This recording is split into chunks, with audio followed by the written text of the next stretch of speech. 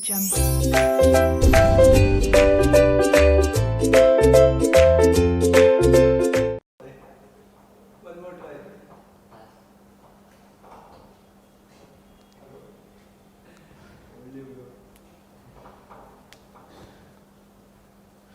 देखो, ये टेस्ला का R&D स्पेंड देखो।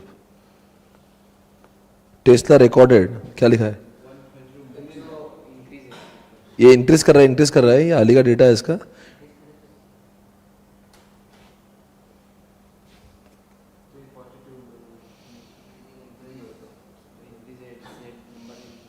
इंक्रीज समझ आ रहा है?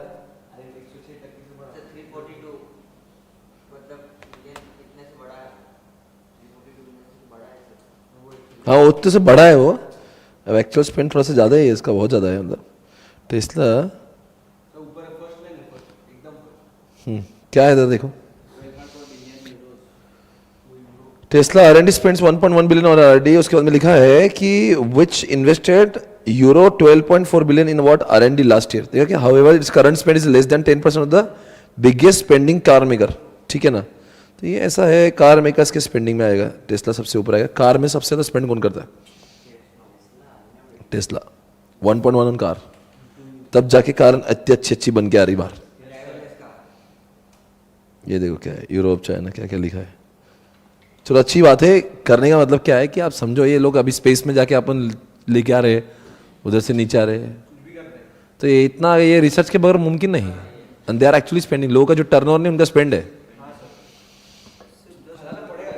1.5 लाख करोड़ रुपए। सारा तुम रिसर्च पे लगा दोगे वे, तो क्या रिसर्च बन के आएगा बाहर? और आने वाले 10 साल की प्लानिंग कर रहे हो। इनका रिसर्च सक्सेसफुल हो जाते ना, तो 10-15 साल कोई माइका लाल को हला नहीं सकता, क्योंकि वो रिसर्च वो लोग जब करेंगे ना, तब तक तो ये कुछ और बना लेंगे, और इतना रिसर्च कोई कर ही नहीं पाएगा। और बना के पेटेंट ले लेते उसका, कोई कॉपी भी नहीं कर पाएगा। ये देखो,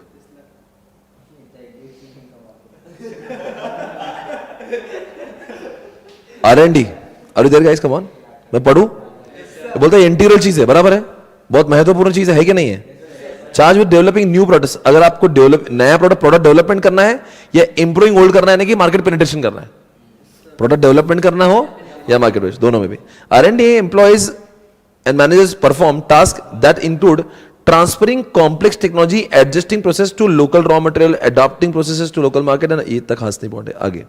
Strategies such as product development, market penetration, concentric diversification requires new product to be successfully developed and the old products be significantly, मतलब आपने नया प्रोडक्ट भी लाना चाहिए या फिर पुराने वाले को अच्छा करना चाहिए। नया प्रोडक्ट मतलब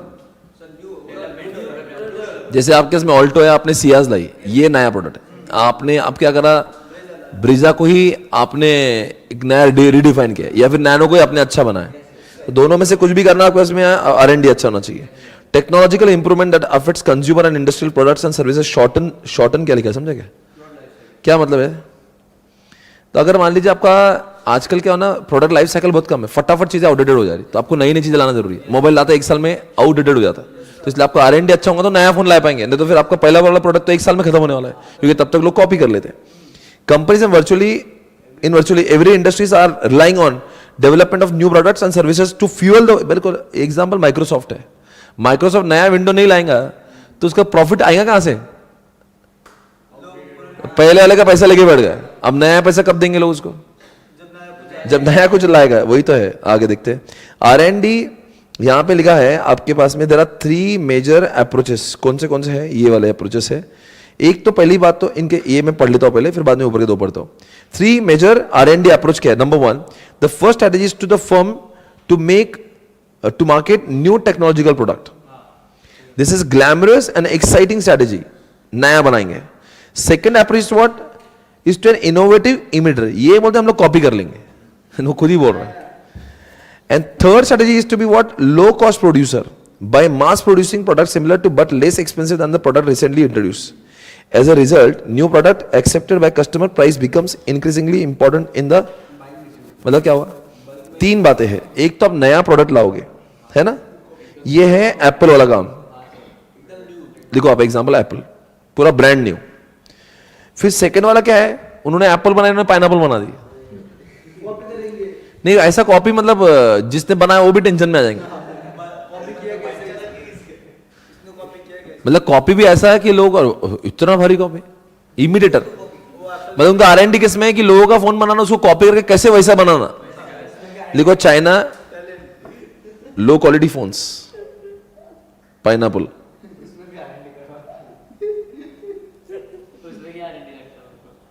R&D लगता ना लोगों को कॉपी करने।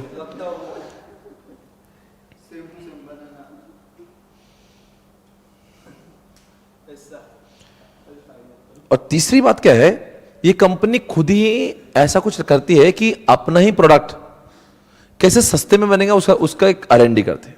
नहीं समझे? वही प्रोडक्ट पर सस्ते में कैसे बनेगा। यहां पे लिखा है देखो, third R&D strategy to the low cost producer by mass producing, बोलना। SM के लेक्चर सारे अपलोड हो गए और सिर्फ आज का बाकी बैकअप में, और इकोनॉमिक्स का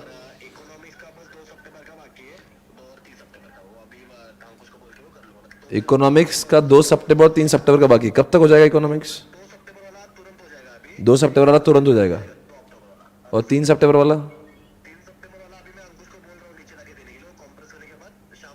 6 बजे तक हो जाएगा। ठीक है, ओके। SM के सारे लेक्चर बैकअप में अपलोडेड है, अब चेक कर सकते हैं।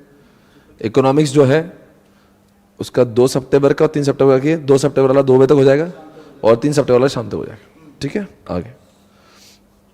और जो मैंने आपको बोला था ना, वो EIS का कुछ आखिरी वाला पार्ट कुछ बोल रहे ना, वो मैं देखना है कौन सा बचा तो मैं ऐड करवा दूंगा। ठीक है ना।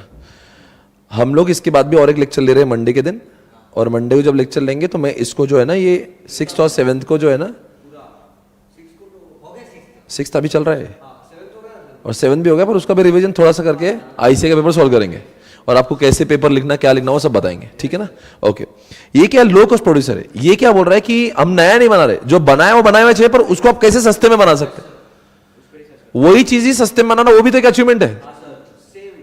नया बनाने से अच्छा क्या करो, इसको इतना सस्ते बना दो, नहीं सस्ते में बना दो, ताकि आपका प्रॉफिटेबिलिटी बढ़ जाए या आपको कॉम्पिटिटिव एज मिल जाए। Third R&D strategy to be the low cost producer by mass producing products similar to but less expensive than the product। समझा क्या? सिमिलर ही होना चाहिए पर बहुत सस्ता होना चाहिए।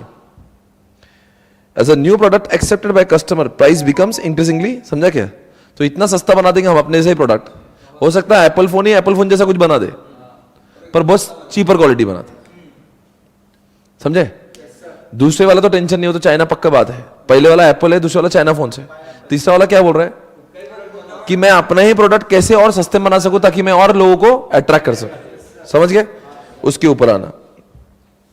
R&D policies can enhance strategy implementation efforts to. R&D से क्या, वो क्या बोल रहा है, जब कोई रिसर्च एंड डेवलपमेंट की स्ट्रेटजी बनाता है, वो कौन सी बातें सोचता है कि उसको बेसिक करना है या अप्लाइड रिसर्च करना है, उसको लीडर बनना है या फॉलोअर बनना है। What is the meaning of leader follower? उसको चाइना बनना है या बेसिक रिसर्च करना है कि बहुत एडवांस टाइप करना है, मतलब एक आध दो करोड़ डालना है, या आपको टेस्ला जैसा और ये अमेजोन जैसा नहीं, क्या एकदम अनशन करना है। रोबोट से बनाना है रिसर्च, क्या आपको मैनुअल करना है, आपका स्पेंड हाई होगा या लो होगा। समझ गए? आपको अपने फर्म के इनहाउस लोगों से बना के लेना है या रिसर्च बाहर वाले लोगों से करा के लेना है। यूनिवर्सिटी रिसर्च यानी जो बहुत होशियार लोग हैं यूनिवर्सिटी वाले, उनसे करा के लेना है या प्राइवेट लोगों से लेना है। There must be effective interaction between R&D department and other function. बराबर लगता है क्या आपको? बोलते हैं R&D और मार्केटिंग वालों का कनेक्शन होना चाहिए सेल्स का। क्यों? वो सेल्स वाला बोलेंगे ना हमारे प्रोडक्ट लोग लेते नहीं, क्यों नहीं लेते? बोले वो बोलते इसमें प्रॉब्लम है। अच्छा ठीक है, हम उसके ऊपर रिसर्च करते। तो R&D का संबंध फाइनेंस से भी होना चाहिए। उसने पूछना चाहिए हमें कितना पैसा आप देंगे। उसके बाद में वो सबसे ऊपर आप प्रोडक्ट इंप्रूव करने के लिए R&D करते हो या प्रोसेस इंप्रूवमेंट के लिए? नहीं, तो आपको जो रिसर्च डेवलपमेंट का जो मंत्र होगा उसको रिसर्च करना पड़ेगा। अपने को नया प्रोडक्ट लाने के लिए रिसर्च करना है या इसी प्रोडक्ट के अंदर ही एक प्रोसेस अच्छी करके कॉस्ट कम करने वाला काम करना है। तो ये सारे फैसले जो है ना, एक रिसर्च एंड डेवलपमेंट मैनेजर को लेना पड़ते हैं जब वो R&D की स्ट्रैटेजी बनाता है। कौन से फैसले हैं? कम स्पेंड करना है या ज्यादा करना है, अप्लाइड करना है या फिर बेसिक करना है, ऑटोमेटिक करना है कि मैनुअल करना है, प्राइवेट लोगों से करना है कि यूनिवर्सिटी करना है, प्रोडक्ट बनाने वाला काम करना है या प्रोसेस बनाना? आपको लिख रहा है यहाँ पे फॉलोअर बनना है इंडस्ट्री का, क्या लीडर बनना है? तो ये सारे फैसले एक रिसर्च डेवलपमेंट मैनेजर को लेना पड़ते हैं। समझ गए? क्योंकि आप देखो, अगर मान लो मेरे कमाई का, मेरे रेवेन्यू का 20% अगर मैं R&D में डाल रहा हूं, मतलब मार्केटिंग से भी ज्यादा अगर पैसा आप रिसर्च डेवलपमेंट में डाल रहे हो, इसका मतलब उसका आउटकम भी तो आना चाहिए ना। रिसर्च करने के लिए रिसर्च करो, कुछ नया नहीं आ रहा तो फ्रस्ट्रेशन है ना? नहीं, अरे लॉस है डायरेक्ट। पीपल आपके शेयर होल्डर आपकी बजा देंगे, सारा रिसर्च करता नया प्रोडक्ट भी नहीं आता। कहीं ऐसे तो तुम हेड़ा बना रहे। और रही बात ये जितनी फार्मा कंपनी है, डॉक्टर रेड्डी, सन फार्मा, सिप्ला, मैनकाइंड, ये तो मर ही जाएंगे अगर इनका रिसर्च डेवलपमेंट अच्छा नहीं होता। इनको दवाइयां लाना ही है, नए नए वायरस आएंगे तो इनको कुछ ना कुछ दवाई लाना ही पड़ेगी। तो इनका R&D बहुत ही स्ट्रांग होना जरूरी है। समझ गए आप? अब मैं आपसे ये तो रिसर्च डेवलपमेंट अपना हो गया कॉन्सेप्ट, आई थिंक आपको भली बात ही सब समझ गया है। अब हम लोग आएंगे कहां पे? अपने पास एक कॉन्सेप्ट है जिसका नाम है फाइनेंस। वो फाइनेंस मुझे आपके क्वेश्चन बैंक से पढ़ाने का है। जरा फाइनेंस में आओ, क्वेश्चन बैंक पे।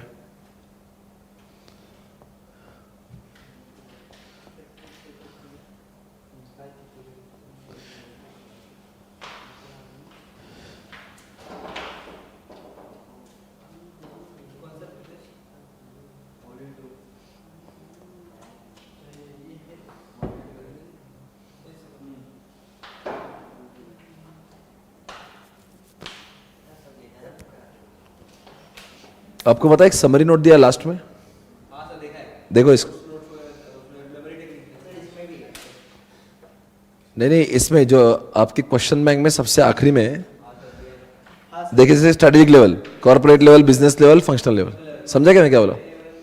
अरे इसमें डायरेक्ट 7P कौन से थे? 7P से समझ गए? जैसे ये सारी जो चीजें ना, शॉर्ट में क्या होता है? शॉर्ट में SWOT रहता है, टॉस में होता है SOO STWT रहता है। मतलब हर एक क्वेश्चन के सिर्फ पॉइंट्स दिए हुए। हाँ, अभी ग्रोथ में क्या होता है? ग्रोथ में 4 बच्चे होते हैं, इस टाइप से। हर एक चीज का बोलो ना क्या है? सिंपल ही रहता, फंक्शनल ऐसा रहता, डिविजनल ऐसा रहता। समझ में आ रहा है क्या? नेटवर्क में it is a virtual elimination, it becomes useful when the examination of form is what unstable. ये सब लिखा है, ये सब आपके, कोई बात नहीं, ये सब क्या है? ओके। अब आपके लिए मैं एक सवाल पूछना चाहता हूं। अभी कॉन्सेंट्रेशन में आना, ये यहां पे आपको आना है। कहां पे? फंक्शनल में। फाइनेंशियल दिख रहा है क्या? अरे फाइनेंशियल दिख रहा है क्या भाई? ये फाइनेंशियल, ठीक है ना? हाँ। अब आपका बुक से, मेन बुक से नहीं पढ़ोगे आप, इससे पढ़ना है। ये कुछ अलग लिखा हुआ है इसमें। ये क्या बोल रहा है?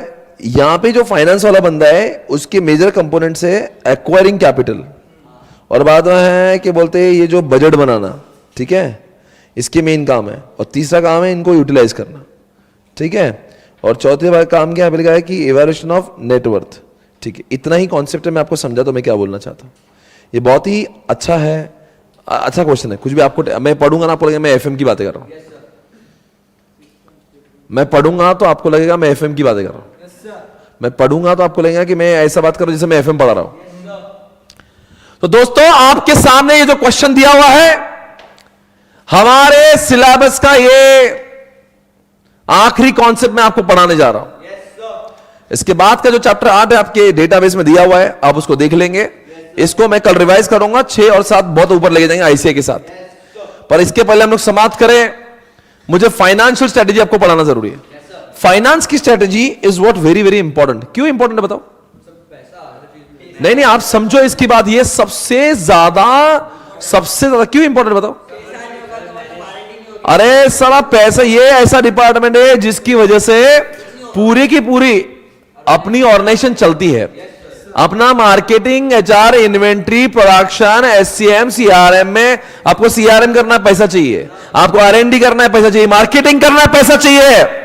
हर कोई डिपार्टमेंट के संबंध इससे होंगे, वो डिपार्टमेंट काम ही नहीं कर पाएंगे अगर आपका फाइनेंस अच्छा ना हो। इसीलिए दोस्तों, हमने सुभिक्षा को देखा, सुभिक्षा बर्बाद हुआ, पुणे का DSK बर्बाद हुआ, भाई और बहनों, वीडियोकॉन बर्बाद हुआ, अनिल अंबानी बर्बाद हुआ, और आपका विजय माल्या बर्बाद हुआ। दोस्तों, ये वो सारे लोग हैं जिन्होंने अपने फाइनेंस को, ये वो लोग हैं जहां पे फाइनेंशियल मिसमैनेजमेंट का बहुत बड़ा एग्जांपल है। इसलिए बोलते हैं कि फाइनेंस आपका मैनेज होना वीडियोकॉन का प्रोडक्ट अच्छा था, मार्केटिंग अच्छी थी, सिर्फ उनका उनका उनका फाइनेंस वो मैनेज नहीं कर पाए, इसलिए कंपनी बर्बाद हो गई।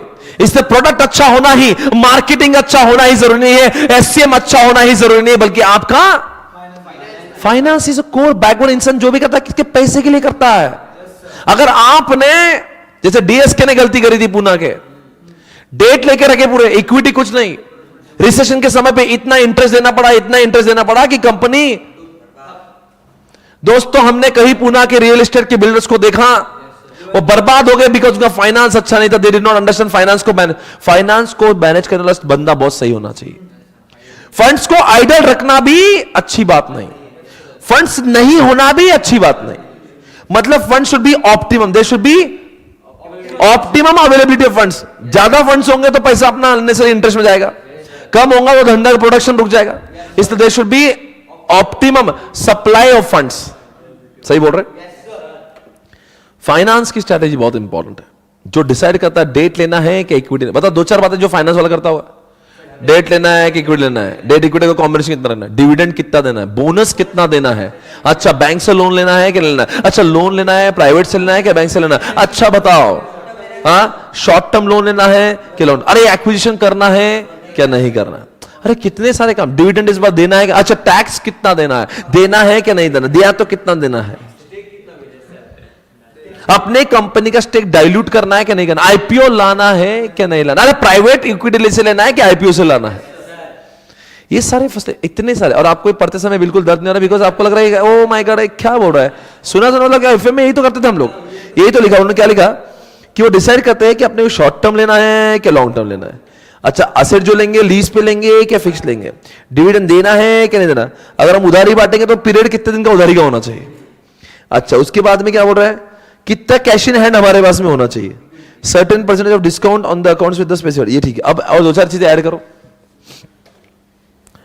दो चार चीजें इस क्वेश्चन बैंक पे ऐड करो, और क्या क्या करता होगा, आईपीओ के डिसीजन, दूसरी बात स्टेक डाइल्यूशन, कितना स्टेक डाइल्यूट करना है, आईपीओ लाना है क्या नहीं लाना है, स्टेक डाइल्यूट करना है क्या नहीं करना है, ये सारे फैसले कौन लेता होगा, और बताइए। उसके बाद में एक्विजिशन ऑफ न्यू कंपनीज, अब भाई जिसको एक्वायर करना तो पहले फाइनेंस से पूछते हैं भाई पैसा है कि नहीं, एक्विजिशन, स्पेंड ऑन आर&डी पे स्पेंड करना है कि नहीं, कॉमन मार्केटिंग कितना स्पेंड करना है उसको पहले पूछना पड़ेगा ना, मार्केटिंग वाला बोलेंगे हम इतना करेंगे, भैया पहले पूछ तो ले फाइनेंस वाले के पास में है कि नहीं, ओके समझ गया ये कॉन्सेप्ट, ओके। प्रमुख काम क्या हो गए, the major components of financial strategies are, यहां लिखा है ए, फिर लिखा है बी, फिर लिखा है सी, फिर लिखा है डी, है ना। सबसे पहली बात पैसों को लाना, ये हमने एफएम सब्जेक्ट में सोर्सेज ऑफ फाइनेंस में हमने पढ़ा था, डेट से पैसे लाते हैं, इक्विटी से लाते हैं, अरे कितना पूरा बॉन्ड्स, मसाला बॉन्ड, वैनिला बॉन्ड, अरे पूरा कमर्शियल पेपर, हाँ ये पूरा चैप्टर हमने एफएम में देखा, यही तो बेसिक काम इसका पहले काम होता है फाइनेंस, सीएफ, ये तो इसको बोलते सीएफओ, यानी कोई भी कंपनी का चीफ फाइनेंशियल ऑफिसर जो होता है वो फाइनेंस मैनेजर होता है, उसका काम होता है सबसे पहले पैसे लाना, और दूसरा काम होता है लगाना, उसको बोलते हैं रिसोर्स। अगर आप चल के सीए बन गए और सीए बनने में आपको किसी कंपनी का सीएफओ बनाए, तो सबसे पहले आपका ध्यान होता है कि सारे डिपार्टमेंट की रिक्वायरमेंट को जाने, कौन से डिपार्टमेंट को कितना पैसा लगता है वो समझे, और उसके हिसाब से पहले पैसे लाएं। और फाइनेंस वाला पूछता है मार्केटिंग को, एचआर को, इन्वेंट्री को, सबको पूछे तुम्हें कितना पैसा लाना है, इसलिए इसके संबंध सारे डिपार्टमेंट से अच्छा होना जरूरी है। फिर वो दिखता है अच्छा तुम्हें इतना लगता है ओके मैं आप प्रोक्योर करूंगा, तो बाईजू वाला क्या बोलूंगा चलो और फंड उठाओ, फंड रेज, और जो फंड रेज वाले नहीं होंगे आईपीओ लो, और कोई बोलेंगे बस ये भी, अब रिलायंस बोलेंगे अब आईपीओ भी होगा, फंड रेज भी होगा, बैंक से ले लो, या एक काम करो स्टेक डाइल्यूट करो आरामको को। ये है वहां का एक्वायरिंग, ये है काम पैसा लाना। स्ट्रैटेजीज ऑफ एक्वायरिंग क्या, उनके दिमाग में होना चाहिए कि पैसा कहां से लाना है, तो आपको डेट से लाना है क्या आपको इक्विटी से लाना है, ये सारे फैसले कौन लेता है, ये उसका मेन काम है। देखो दो चार लाइन पढ़ता हूं मैं। Successful strategy implementation often requires additional capital, obviously पैसा लगेगा, besides net profit from the operations, अरे अपन जो कमाते हैं उससे भी अलग अपने को पैसे मिलते ही है, तो दो तरीके से वैसे, तो डेट और इक्विटी। कहां से पैसा था मेनली? आप बताओ। ये मिक्स ऑफ डेट इक्विटी आपका अच्छा होना चाहिए। कैपिटल स्ट्रक्चर चैप्टर की बात कर रहा है दोस्तों। कैपिटल स्ट्रक्चर चैप्टर में आपने बोला डेट और इक्विटी में बताओ सबसे महंगा कौन है? डेट। क्या इक्विटी महंगा? डेट है इक्विटी महंगा? सोच के बताओ।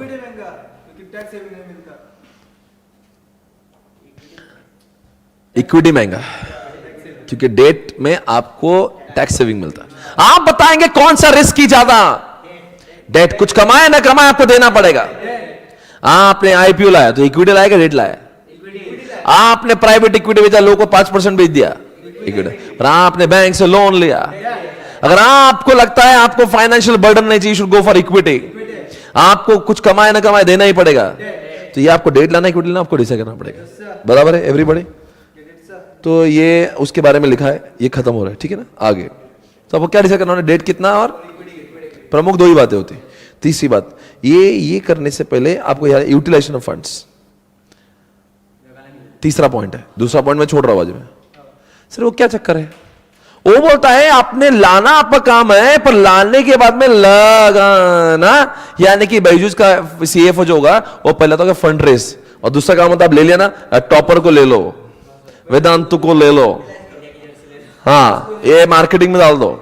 तो अब वो पैसा लेके बैठा, इसको ले लो, इसको 800 मिलियन में ले लो, आकाश को 1 बिलियन में ले लो, और कुछ बच रहा है क्या भाई?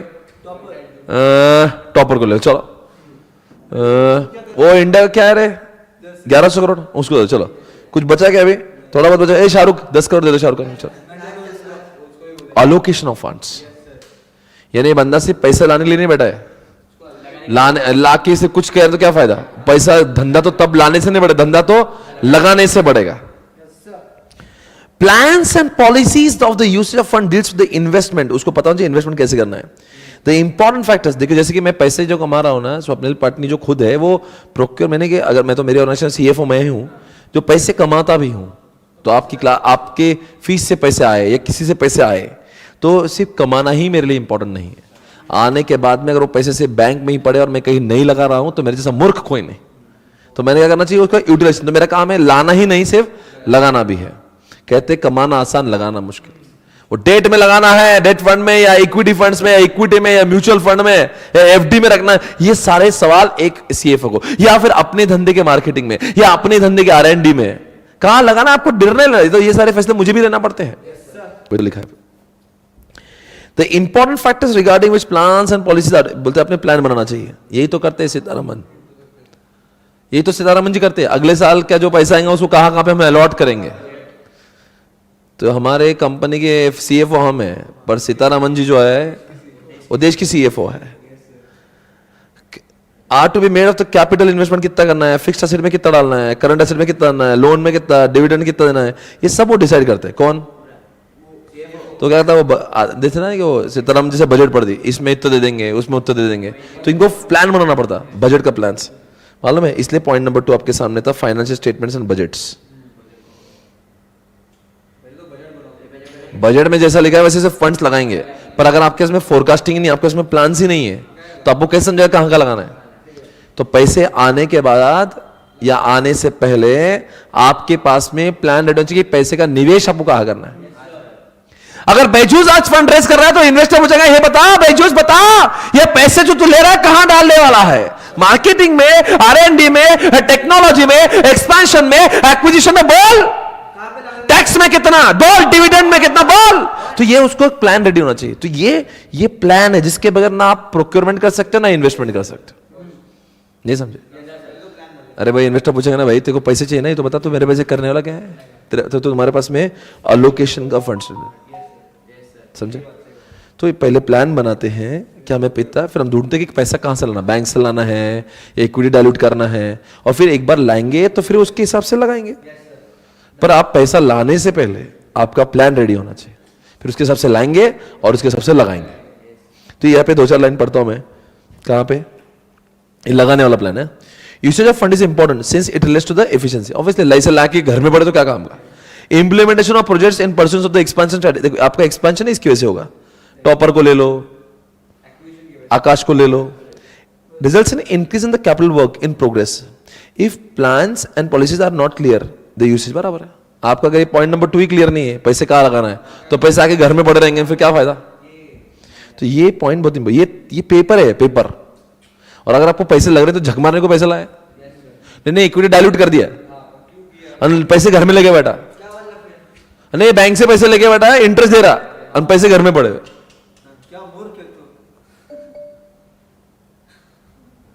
दोस्तों आपके पास में एक सवाल है,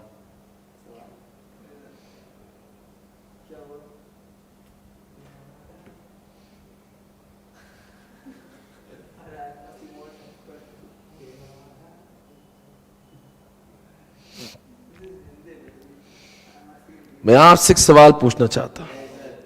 the usage of funds would be inefficient, अच्छा नहीं होगा अगर आपका प्लान क्लियर नहीं है। The management of funds is another important area, समझ गए। It basically deals with decisions related to the systematic aspects of, अच्छे से करो यार, ये पैसे लाना इंपॉर्टेंट नहीं, लगाना भी important. The major factors regarding which plans policies related to the management of funds have to be made are the system of finance, accounting, budgeting, management control, cash credit, ये सब चीजें आपकी क्लैरिटी होना चाहिए। पैसा है ना रे, कुछ तो कितना भी टैक्स भर दिए हैं और कहीं भी पैसे लगा दे रहे, कुछ भी कर रहे, ऐसा नहीं होना चाहिए। और पैसे लगाए तो अकाउंटिंग में होना चाहिए, लगा दिए पैसे और अकाउंटिंग ही नहीं करे, लिखे ही नहीं किसको कितने दिए। आप समझो ये फाइनेंस मैनेजर ने अगर ढंग से काम नहीं किया ना तो हमारी सारी मेहनत के ऊपर पानी। मार्केटिंग कितना भी कर लो, सेल हो रहा है पर पूरा सेल लोग छोटे लोग खा लिए, तो क्या काम का हो। सेल कितना भी किया, कितनी भी कम, सिर्फ सेल ही बढ़ रहा, प्रॉफिट ही नहीं दिख रहा। तो बोल रहे कि फाइनेंस मैनेजर बुद्धिमान होना जरूरी है, बिकॉज अल्टीमेटली इंसान का सक्सेस उसके, everything boils down to finance. नहीं तो सब कर लिया पर काय के लिए कर रहे, मार्केटिंग अच्छा करेंगे पर काय क्या करना, अल्टीमेटली अंतिम क्या है, तो पैसा ही नहीं, नीचे कुछ आ ही नहीं रहा, एनपी नहीं आ रहा आपका एबिटा कुछ नहीं आ रहा, क्या फायदा। तो वो है, इसलिए बोलते हैं इंपॉर्टेंट है। अभी वो क्या आप बता समझे, ये यूटिलाइजेशन है, ये प्रोक्योरमेंट है, ये तभी हो सकता जब आपके इसमें प्लान्स है। इसलिए आपको सारे डिपार्टमेंट के साथ बैठना पड़ेगा, विचार विनिमय करना पड़ेगा, किसको क्या लगता, फोरकास्टिंग करना पड़ेगा, एक 2 साल का 5 साल का फोरकास्टिंग, कितने पैसे आएंगे उसका फोरकास्टिंग, कितने जाएंगे उसका फोरकास्टिंग, वो प्लान के हिसाब से अगर आपको लगता है आने वाले पैसे जाने वाले से कम है तो आपको प्रोक्योरमेंट करना है, नहीं तो फिर अपने पैसे यूज करो। तो ये समझ लो क्या मैं बोलना चाहता हूं। प्रोजेक्टेड, क्या लिखा है, फाइनेंशियल स्टेटमेंट प्रोजेक्टेड, प्रोजेक्टेड क्यों लिखा है, अरे सीतारामन जी अगले साल का बजट बना रहे ना कि अगले साल मुझे कहां का लगाना है, तो इसको भी वही करना है। It allows an organization to examine expected result, बराबर क्या, कितना इनफ्लोज, अरे कैश फ्लो यार कितना आने वाला, projected inflows, projected cash inflows, आपको कैश फ्लो नहीं क्या अकाउंट में ना, inflow and outflow. This type of analysis can be used to forecast the impact, forecast समझता है कि आपको विचार करना है आने वाले समय पे क्या क्या होने वाला है, आपको मार्केटिंग में कितना। आगे next point, near all financial institutions require projected financial statement wherever a business seeks capital, बराबर क्या। आप बायजूस को पैसे उठाना है ना, तो बायजूस के इन्वेस्टर बोलेंगे तो पैसे मिलते देखो, तो तू ये तो बता मेरे पैसे से तू कहां किधर, क्या लेके तो घर पे तो रख रहा है, तो बता तेरा क्या प्लान है, फिर हम देखते थे को लगाना है कि नहीं लगाना है। हाँ बैंक भी पूछती भाई पैसे चाहिए, काय कुछ ही क्या करेगा पैसे किधर, तो ये कोई भी आपको लेंडर पैसे नहीं देगा, आपके पास में ये पैसे चाहिए, तब जाके प्रोक्योरमेंट होता है। और फिर मतलब स्टेप नंबर 1 बजट बनाएंगे, स्टेप नंबर 2 प्रोक्योरमेंट होगा, और स्टेप नंबर 3 आप इन्वेस्टमेंट करोगे, बराबर।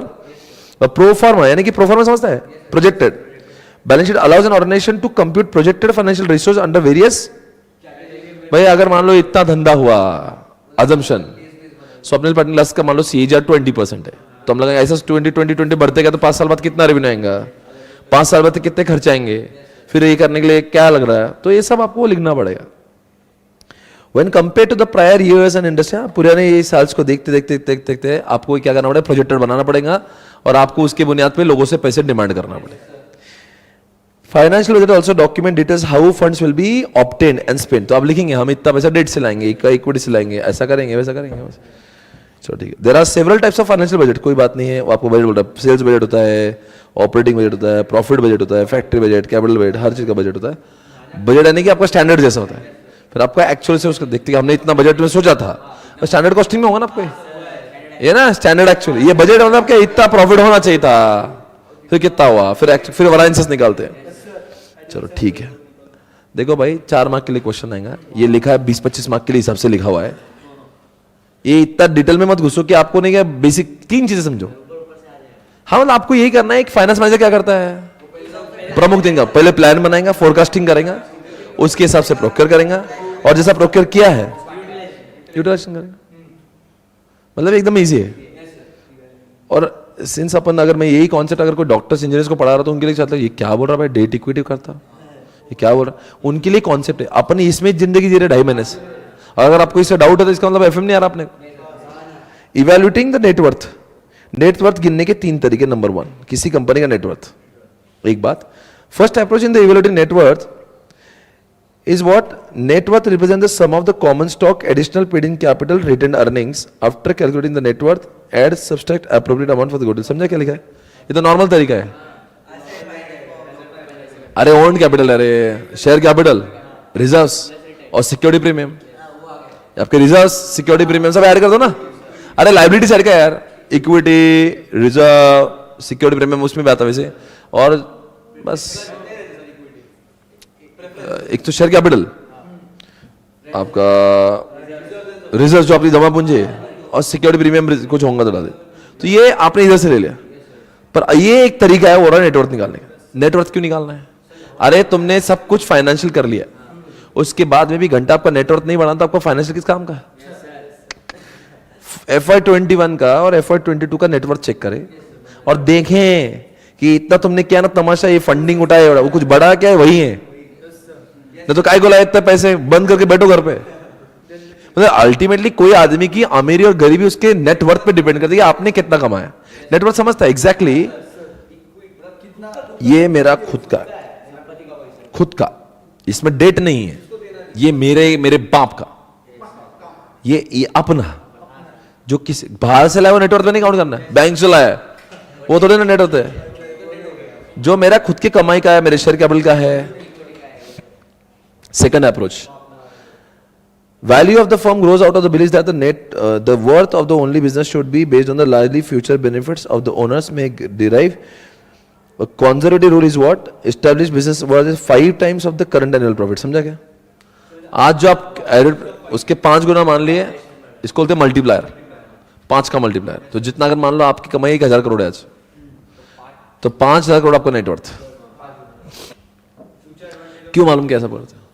आज अगर हम लोग कमाए, आप टाइटन को 182 का दे रहे, डीमार्ट को तो पीच नहीं, फिर क्या है? पी नहीं तो क्या है? ईपीएस तो एक शेयर होल्डर का, प्रॉफिट सबका मिला के ये बहुत कम है। आज निफ्टी का 26 चल रहा है, ये बहुत कॉन्जर्वेटिव है। ये बोल रहा है अगले 5 साल में जो कमाओगे ना मैं आज देता आपको, पर उसका बिजनेस तो परपेचुअल है ना, तो 5 साल के पैसे मैं आज देता हूं, बाकी तो जो कमाएंगे मेरे बाप का। नहीं समझा? अगर तुम्हारी कंपनी आज खरीद रहा हूं मैं 5 का पी देके, पी बोला रे 5 का पी, तो 5 साल में तुम्हारे पैसे में को निकल जाएंगे, फिर 6वें साल से जो भी आएगा मैं फुकड़ में मिलेगा मेरे को। समझा कि नहीं समझा? तो किसी को लगता है ये प्रॉफिट का 5 गुना है, अर्थात ये पी है। नहीं समझा तो अब क्या मैं बोल सकता हूं? These are third approach of setting, letting the market determine the business worth involves 3 methods. Base the firm worth on the selling price of the similar company. ये बेस्ट है। आप कोका कोला का प्राइस निकालना चाहते हैं, Pepsi का price देखो, समझा? टीसीएस का प्राइस देखना चाहते हैं, इन्फोसिस का, एचडीएफसी का प्राइस देखना चाहते हैं, आईसीआईसीआई बैंक का, मतलब सिमिलर कंपनी। अभी जैसे अपन किसी जगह पे प्लॉट देखने जाते हैं ना, प्लॉट, घर का प्लॉट, तो बाजू वाले पूछते भैया तुम्हारा क्या रेट चल रहा है, तो उससे समझता ना आपने इस प्लॉट की, क्योंकि अगर आपने को जिस प्लॉट का वैल्यू नहीं मालूम तो बाजू वाले का देखते। A potential problem however is that sometimes comparable figures, हो सकता है कोई एकदम सिमिलर कंपनी आपको ना मिले। The second approach is called as what? Price earning ratio. To use this method, divide the market price of the firm common stock by annual earning per share and multiply this number by the firm's average net income for the past 5 years. The third approach can be called as what? Outstanding shares. To use the method, simply multiply the number of shares outstanding by the market price ये तो market cap है रे। ये third में उन्होंने 3 तरीके दी, एक P दिया, एक मार्केट कैप दिया, और बोल रहा है कि सिमिलर कंपनी। तो थर्ड में 3 बच्चे हैं और ऊपर के 2 बच्चे अलग। यहां पे उसने सिर्फ पी लिखा नहीं है, पर एनुअल प्रॉफिट जो आएगा उसका 5 गुना कर दिया। अरे यार ये दिखा है ना, ओनर्स में डिराइव द प्रॉफिट, क्या लिखा है, 5 times of the current annual profit. अब एक्चुअली जो ये बंदे को जो लिखा है ये भी तो वही था ना, ये क्या लिख रहा है, पी रेशो। पी रेशो तो बोल रहा हूं ना, क्या नहीं समझ रहा?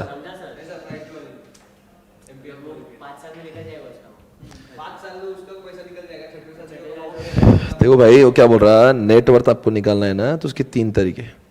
एक कुछ नहीं, आपका ओन्ड फंड्स, ठीक है ना, इसमें आप शेयर कैप को ऐड करते हो। अगर मैं दूसरी बात करूं, दूसरा तरीका क्या है, ये बोलता है एनुअल प्रॉफिट जो भी आएगा। अब मैं उसको पी बोल के ज्यादा आपको कंफ्यूज नहीं करना, वो करंट एनुअल प्रॉफिट वैसे जैसा उन्होंने लिखा ना वैसे लिखेंगे, बराबर है। आज 100 करोड़ कमाते हैं ना, तो 5 से मल्टीप्लाई करो, आपकी वैल्यूएशन 500 करोड़। अरे मान लो किसी कंपनी को हमारी कंपनी में पैसे लगाना है, वो बोल रहा मेरे को 10% स्टेक चाहिए, तो ये तो पता होना चाहिए पूरा वैल्यूएशन कितना है। 10% आपके, तो बोले 500 करोड़ का 10% नहीं 50 करोड़, पर अगर आपने को अपने वैल्यूएशन ही 500 करोड़ मालूम नहीं है, तो बोल रहा है कि नेटवर्थ निकालने के तरीके हैं। और बताओ, इसमें 3 बच्चे हुए। ये तो पहले एक मार्केट कैप है, ये कैसा मालूम क्या है, आपके जितने नंबर ऑफ शेयर्स रहेंगे, मार्केट प्राइस, ये तो सिंपल ही है ना, total number of shares multiply by market price. एक है पी रेशो, वो क्या बोलेगा, मैं आपको 10 का पी देता तो तुम ईपीएस लो, उसका 10 गुना मैं देता आपको। नहीं समझा? मान लो आपको टोटल ईपीएस जो है, टोटल ना अर्निंग पर शेयर समझो आपका 10 रुपए, और मैं आपको पी रेशो देता हूं 10 का, तो मैं हर शेयर होल्डर को 100 रुपए दूंगा।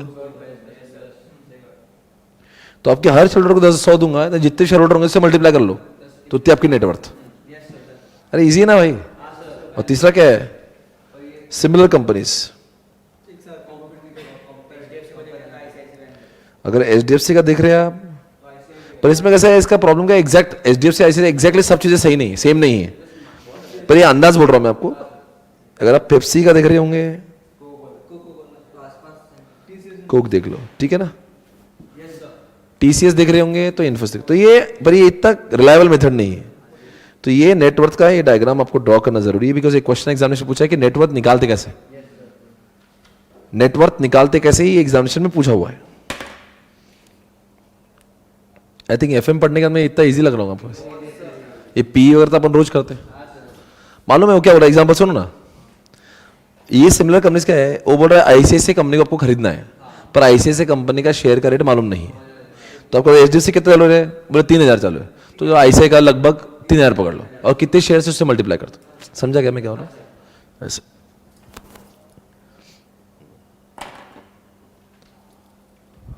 तो फाइनेंस मैनेजर को 4 काम करना पड़ता है। एक पहले फोरकास्ट बनाता, फिर प्रोक्योरमेंट करता, फिर पैसा लगाता, और एक चीज है नेटवर्थ उसको बार बार निकालना पड़ता है। जब वो फंडिंग के लिए जाएगा, वैल्यूएशन पता होना चाहिए। लोग बोलेंगे क्या तेरा वैल्यूएशन है, चल तेरे अभी आरामको के टाइम पे यही तो क्या होगा, नेटवर्थ निकालगा, किसका, रिलायंस का नेटवर्थ नहीं निकालेंगे तो फिर आराम को बोलेंगे मेरे को लेना है तो मेरे को स्टेक कितना मिलेगा, तो पहले नेटवर्थ निकालना पड़ता।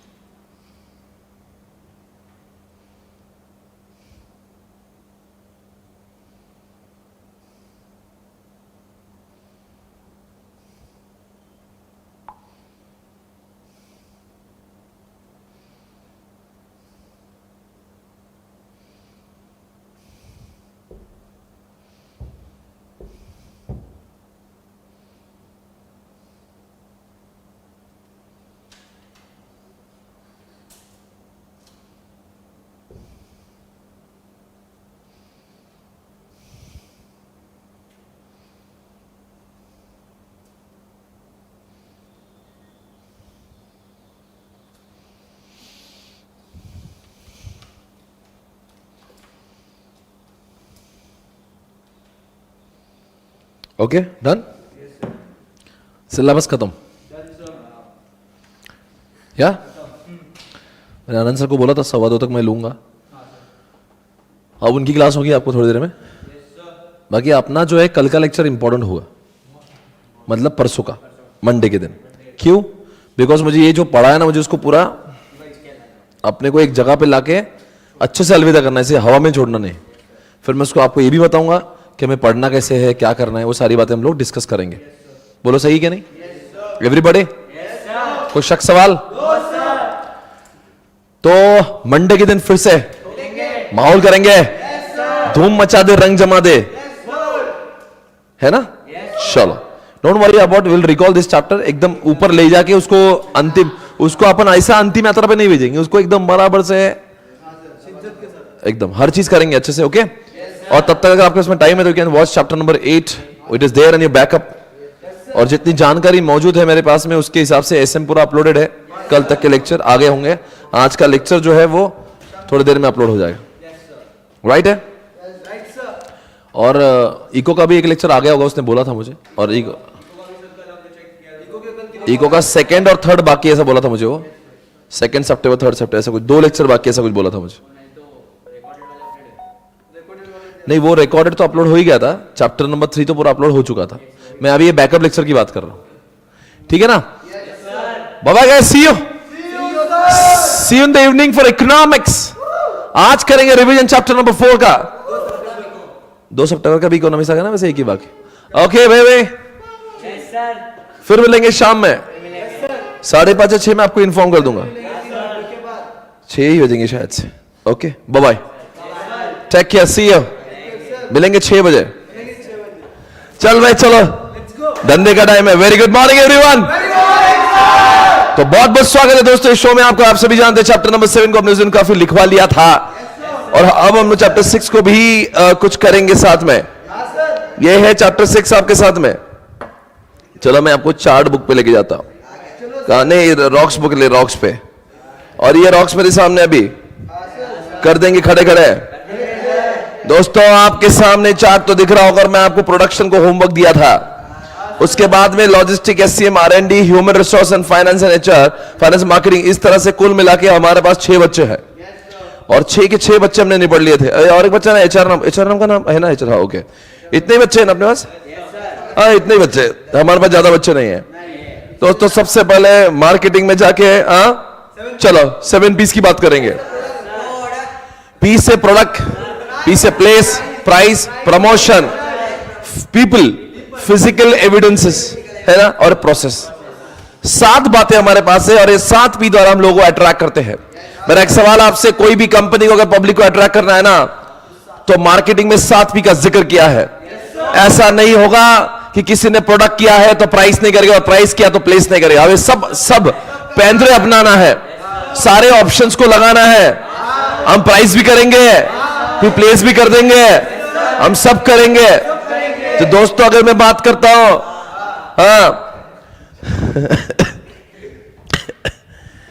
अगर मैं बात करता हूं दोस्तों पार्ले जी की, तो पार्ले जी के पास में प्रोडक्ट बहुत सारे हैं। जैसे कि पार्ले जी का जो पार्ले जी किस्में, mango bite, hide and seek, Monaco, क्या बोल रहा है, एप्पी एप्पी, हाँ आगे, क्रैक जैक उसका है क्या? तो ये सारी चीजें, प्रोडक्ट, ये सब पार्ले जी का है। यानी कि पार्ले जी जैसे लोग बहुत सारे प्रोडक्ट को लॉन्च कर करके अपनी मार्केटिंग करवाते, बिकॉज हर कोई टाइप के कस्टमर को हर कोई चीज मिलेगी। किसी को पार्ले जी नहीं पसंद, हाइड एंड सीक खा लेगा, नहीं पसंद तो क्रैक जैक खा लेगा, वरना किस्मी कर लेगा।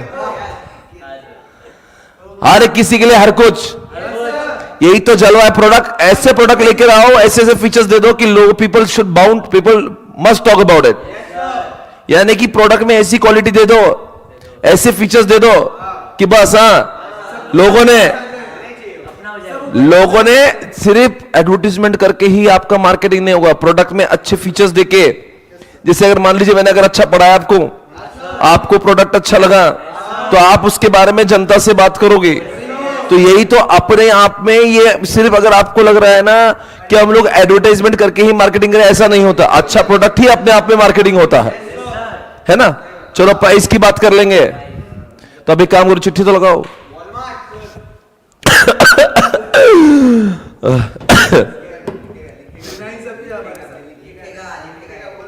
लिखो लिखो भाई लिखो, लोड़ा जी कम से कम आखिरी दिन तो लिख लो, चिट्ठी लगा के लिखो। लिखो एग्जाम्पल प्रोडक्ट के लिए पार्ले जी, प्रोडक्ट के लिए एग्जाम्पल पार्ले जी। क्या है उसका टैगलाइन, क्या है?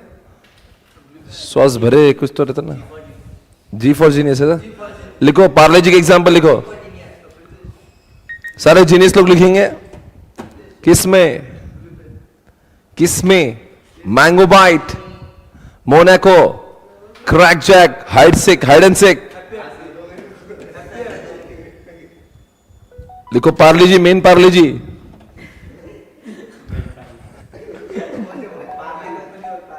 ये फ्रूटी भी उसका है क्या? ये फ्रूटी नहीं है और उसका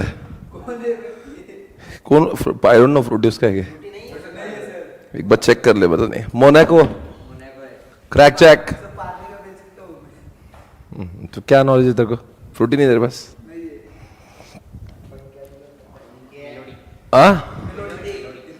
मेलोडिक, इक्लेयर्स भी उसका है क्या? अच्छा प्रोडक्ट है उसके पास में। लिखो एक्सेट्रा। बाय प्रोवाइडिंग, लिखो by providing multiple products, by providing multiple products with awesome features, awesome feature, taste। अभी हम लोग सिर्फ पार्ले जी की बात नहीं कर रहे, awesome features, taste लिख दो, taste।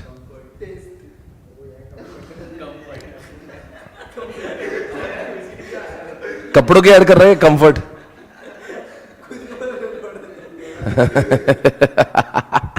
लड़ा कुछ भी बोल रहा है, एक्सेट्रा एक्सेट्रा, है ना। We must attract customers, shut up, we must attract customers. छोरे लोग गए,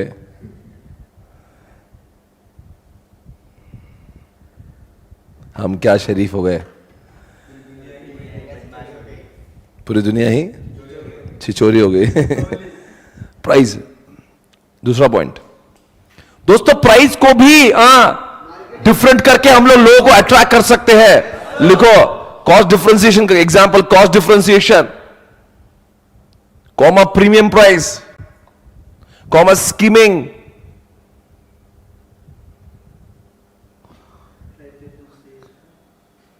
क्या लिखा हमने? प्राइस, हाँ। तो कॉस्ट डिफरेंशिएशन को अब कैसे एग्जांपल दो रहे? एग्जांपल लिखो वॉलमार्ट, और प्रीमियम प्राइस का नहीं, और एप्पल का लिखो। प्रीमियम प्राइस का लिखो वो बेंटले, रोल्स रॉयस, एलवी लिख दो। बेटा तू कितना आगे जाएगा मेरा बच्चा, एलवी का प्रोडक्ट नाम बोल के। और एप्पल को लिखो स्कीमिंग में, क्योंकि एप्पल क्या करता, पहले बढ़ाता बाद में कम करता। स्कीमिंग का एग्जांपल एप्पल है, हौले से किधर भी मत लिखो, एप्पल स्कीमिंग है। वॉलमार्ट कॉस्ट डिफरेंशिएशन है, कॉस्ट लीडरशिप मतलब। और एलवी अगर क्या है सब। स्टारबक्स क्या है? कल स्टारबक्स गया था, 2 कॉफी 800 रुपए में दिया उसने। 800 रुपए नहीं, 1025 रुपए में कोल्ड कॉफी।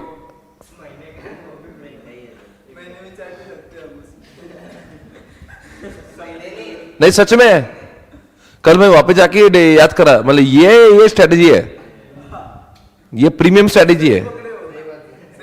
नहीं अलग टेस्ट वगैरह सब कुछ है, माहौल भी है, बट बहुत ही प्राइस है भाई। 500 रुपए की कॉफी पे, उसमें भी मालूम क्या एडा। अरे वो मॉडल में आपको पता था ना, मॉडल का भी एग्जांपल कल मैंने वहां पे देखा। बोले भैया स्मॉल कितने में? बोले 425 में। इतना सौ ग्लास है। मतलब मीडियम कितने में? बोले 450। वो उससे 1.5 गुना बड़ा।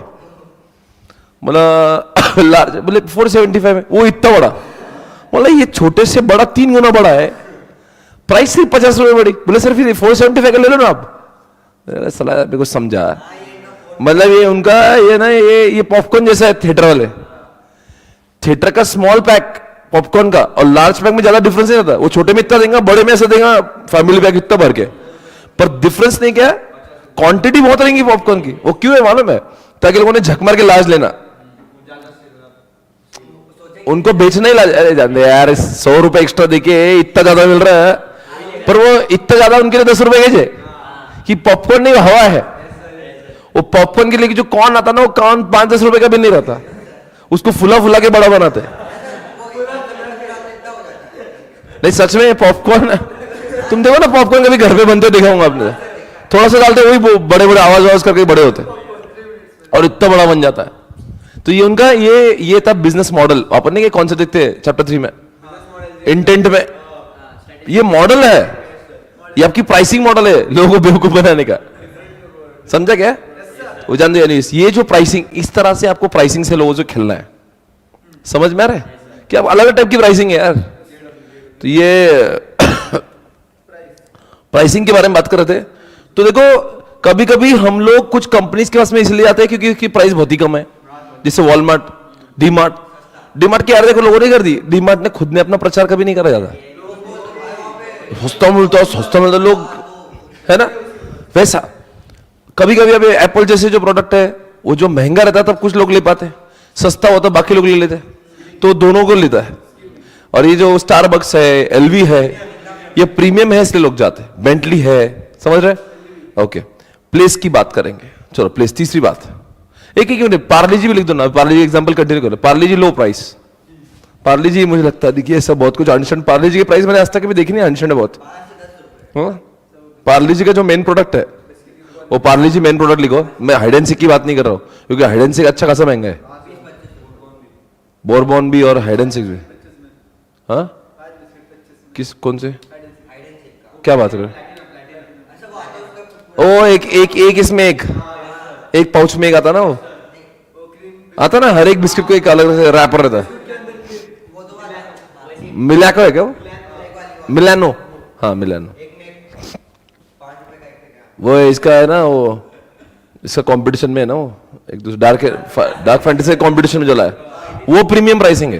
पर अभी मार्ले वो क्या है, इसलिए बोल रहा हूं मैं आपको, जो प्राइसिंग जब लिख रहे हैं ना आप, तो लो प्राइस देखो, पार्ले जी लिखो एकदम लो प्राइस, और वो कौन सा बोल रहे हैं, मिनाल को क्या है, मिलानो वो प्रीमियम प्राइस।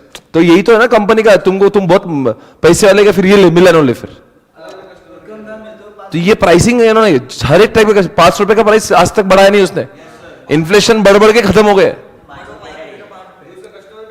वही है। तो उसने वो बराबर मेंटेन कर गया। तो ये उसकी वो स्ट्रैटेजी है, लोगों को 5 रुपए में बुलाएंगे, 25 रुपए का प्रोडक्ट देंगे। वो पार्ले जी बोल रहा है ये नहीं जम रहा है, ये ले लेना फिर। तो और बड़े बाप का है तो ये 25 का ले ले। प्राइसिंग हर एक कस्टमर के लिए अलग अलग, ये आपको अट्रैक्ट करते आना चाहिए। ओके, तीसरी बात, प्लेस का मतलब क्या है कि पार्ले जी जो प्रोडक्ट है ना, पूरे देश में हर जगह पे, ये तो उसकी मार्केटिंग है ना। कोई ऐसी जगह नहीं जहां पे आपको पार्ले जी खाना और पार्ले जी मिल रहा नहीं, यही तो प्लेस है। अब मैंने अपनी प्लेस की मार्केटिंग कैसे करी, ये मैंने कैसे यूज किया? मेरी क्लासेस हर जगह पे उपलब्ध है, तो मार्केटिंग अपने आप ही होगी ना। अगर वहां के लोग ही नहीं देखेंगे तो मार्केटिंग कैसे होगी? एग्जाम्पल यही है मराठी मूवी के साथ में, उनको प्लेस नहीं मिलता इसलिए मार्केटिंग नहीं होती। मतलब वहां का प्रोडक्ट अच्छा है, उनकी प्राइस भी अच्छी, पर प्लेस नहीं उनकी पास। हाँ तो धंधे की जगह ही नहीं ना। बहुत सारे लोगों को मेन मार्केट में जगह नहीं मिलती। मैं आपको एग्जांपल देता, बहुत जगह पे नहीं, कैसे गलियों में, एग्जांपल ये तुलसी मार्केट है और लक्ष्मी रोड है। ये क्या है ना, वो तुलसी बाग में ऐसे होले से लोग नहीं, कैसे वहां पे इतनी छोटे छोटे स्टॉल है। तो अगर मान लो आपको दुकान उस गली में नहीं और दूसरी जगह पे, तो 90% तो कस्टमर वैसे भी नहीं आएंगे आपके पास। कुछ जगह हर शहर में छोटी सी गली होती है जहां पे नहीं, बहुत रश होते नहीं, ऐसे मतलब ऐसे वहां पे मरते लोग जाने को, पता नहीं। एग्जाम्पल कोई भी जैसी जगह ले लो, हर शहर में रहेंगे, तो उस जगह पे मिला तो धंधा बहुत है, और उस जगह पे नहीं मिला धंधा नहीं है। तो इसीलिए कभी कभी प्लेस अपने आप में, मतलब आपकी दुकान कुछ अच्छी होगी नहीं, पर उस गली में तो मतलब चलने वाली, क्योंकि अभी भीड़ है बहुत। तो इसलिए बोलते हैं प्लेस इज ऑल्सो मार्केटिंग। आपको सही जगह पे आपका डिस्ट्रीब्यूशन करने को जगह मिलना चाहिए, है ना। लिखो Parle G available everywhere. Parle G come on baby.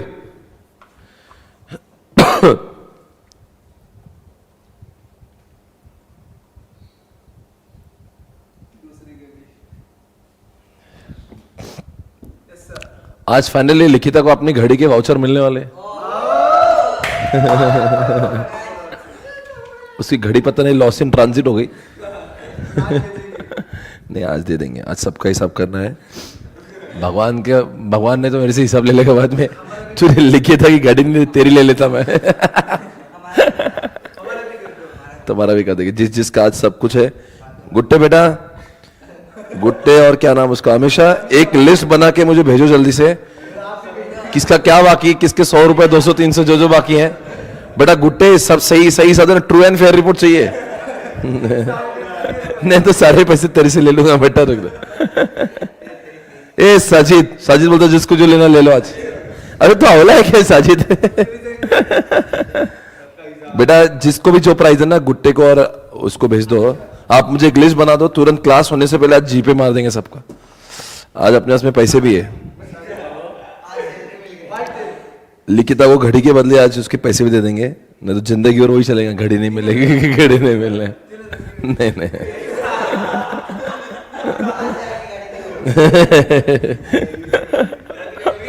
उधर रोलेक्स की घड़ी थी 12 लाख की। लिखिता बेटा 12 लाख की रोलेक्स की होंगी ना आपकी घड़ी तो। चलो प्लीज, क्या लिखा आपने? पार्ले जी अवेलेबल है, यही उसका मार्केटिंग है। लिखो next, Marathi movies doesn't get place.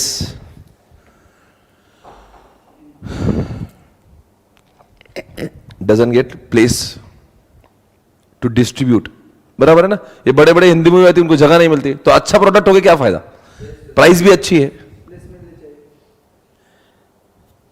एक गुट्टे को कोई बोला मेरे 500 है, मेरे 300। गुट्टे बेटा तूने अगर फॉल्स रिपोर्ट दिया ना बेटा, तेरे घर पे आके लूट के जाऊंगा तेरे को।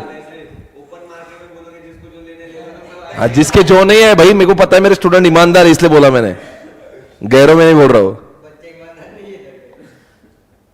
बोल रहा गरीबों को सबको एक एक, रिलायंस के एक शेयर दे दो। सबको एक दे दो भाई। अपना रिलायंस कल भी आपको मैंने डाला था 2450। अरे भाई मजाक है, बढ़ने दो भाई। पर सब लोग कह रहे सबको रिलायंस का एक शेयर दे दो। ऐसा मत करो, रिलायंस के शेयर मत लो यार, मुझसे रिलायंस मेरी जान है, ऐसा मत करो।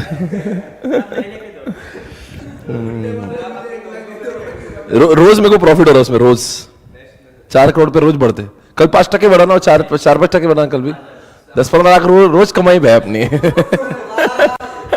साइड इनकम है रोज के। अरे जिसको भी जो है सब दे दो यार, गुट्टे के पास। हाँ बेटा वो भी दे ले, सब ले ले। चलो प्रमोशन पे लिखो, प्रमोशन पे 4 बातें लिखो। अभी अब टाइम वेस्ट नहीं करते यार, बहुत टाइम पास हो गया फालतू। चलो एक गुट्टे तू ज्ञान मत दे ज्यादा, तो जितना बोला उतना कर। पार्टी दे दो, ये दे दो, तो चौधरी ही क्या बे। लिखो प्रमोशन पे 4 बातें लिखो। पाप को सेल करो, पाप को सेल करो, PAP, पाप पुण्य वाला पाप को सेल करो, ठीक है ना। P से लिखो पर्सनल मार्केटिंग। ये किसके बच्चे होंगे 4? P से प्रमोशन, P से पाप, याद रखना। पाप को सेल करो, पर्सनल सेलिंग मालूम है, जैकलिन आई थी यहाँ पे और पंकज को उठा के लगी। पंकज बोले चल मूवी देखने चल। पर्सनल मार्केटिंग होता ही ऐसा है, डायरेक्ट 1 to 1, मतलब सेलर खुद ही आपके पास है। अभी कोई शॉप पे गए, वो बंदा आपको खुद ही बोलेगा भैया देखो ये प्रोडक्ट है, तो कोई छोटी सी शॉप पे जाओ, खुद ही आपको प्रोडक्ट दिखाएगा, पर्सनल सेल करेगा। या कोई बड़ी बैंक से कॉल आ गया, कार्ड लेना, यही से एडवर्टाइजमेंट। ये है रेडियो टीवी, लिखो मार्केट में बायजूस, रेडियो टीवी सब एडवर्टाइजमेंट। किसका मतलब क्या है, क्या लिखा? Radio TV, pamphlets, brochure, hoardings आती है ना सिग्नल पे बड़े बड़े, वो सब ये एडवर्टाइजमेंट है। होल्डिंग नहीं, होल्ड। हाँ पाप को P फॉर बोलो, publicity. Kapil Sharma, Indian Idol, mouth publicity. Pankaj को मूवी अच्छी लगी, पंकज सबको लेके गए, चलो ना एक बार देखो ना। अरे देख के तो क्या मजा है। हाँ मर्डर 4 लास्ट में सेल करो। Sales promotion. लास्ट में सेल्स प्रमोशन था ना, इसके पहले वाला कौन सा था? देखो पहले क्या था, पहले क्या था? पर्सनल सेलिंग, कि जैकलिन आके गुट्टे को इसको ले गए पंकज को, ए फॉर ये सब रेडियो टीवी है, वो तो आते ही टाइम्स ऑफ इंडिया में पहला पेज जो है वो दिखाया था। पी से पब्लिसिटी है, फोकर की है, इसको पैसा नहीं, लोग बोलते जाके आ देख क्या, तुमको क्लास लगा अच्छी, तुमने 4 लोगों को बोला तो क्या हुआ? पब्लिसिटी हुई, माउथ पब्लिसिटी। सेल्स प्रमोशन क्या है? बाय 1 गेट 2 होता ना, 50% ऑफ, बाय 1 गेट 2, 50% ऑफ, ये सब आता है उसमें सेल्स प्रमोशन।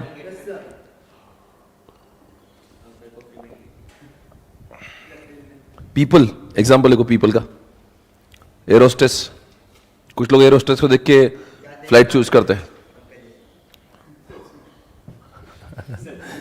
कॉमा,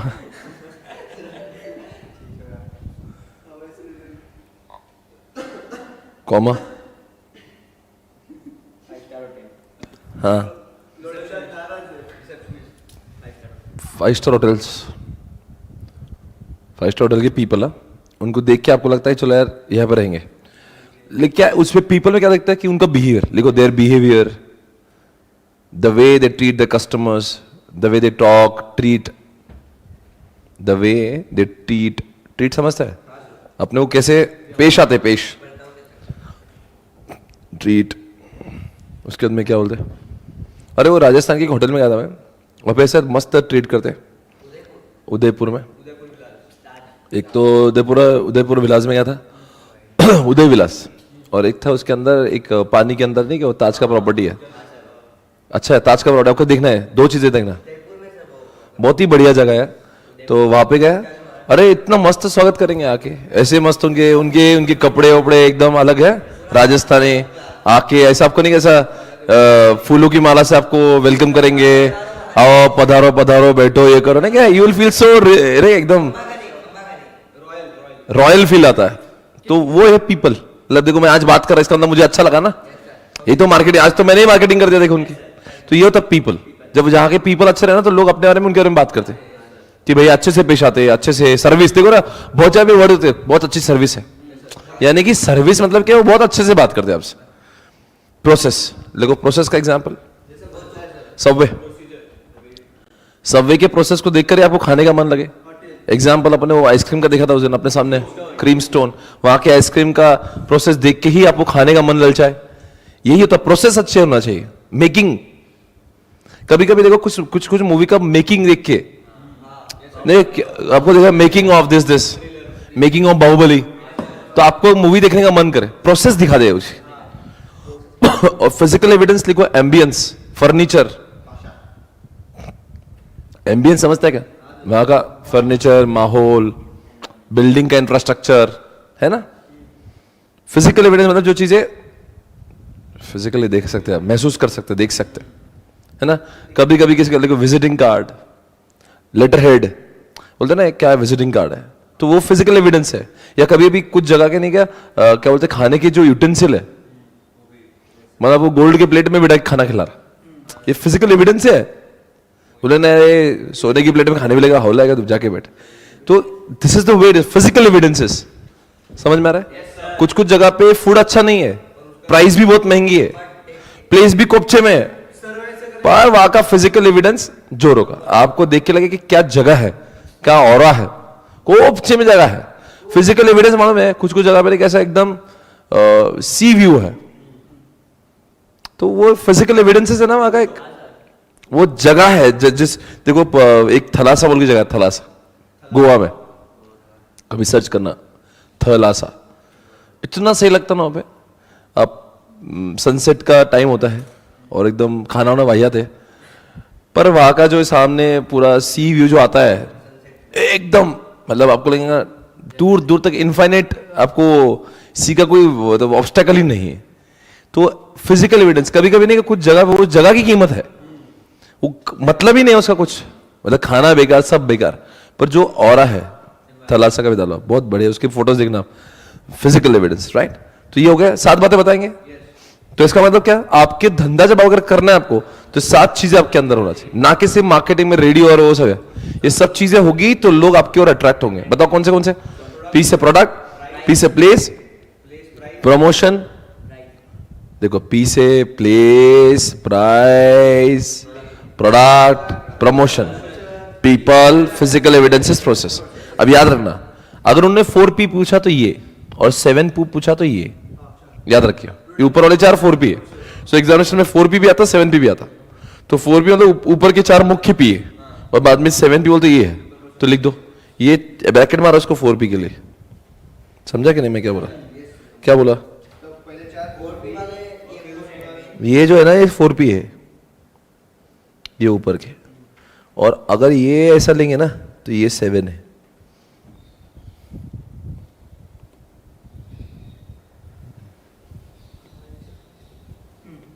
ये 4P है।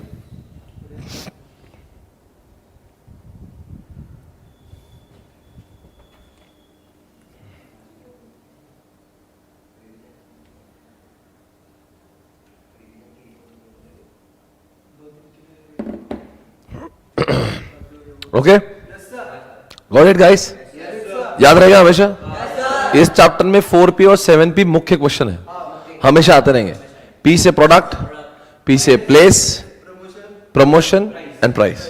यानी कुछ लोग क्या करते हैं, कुछ लोग क्या, आपने हमेशा अपना धंधा चालू होने के बाद में 7P करना ही चाहिए।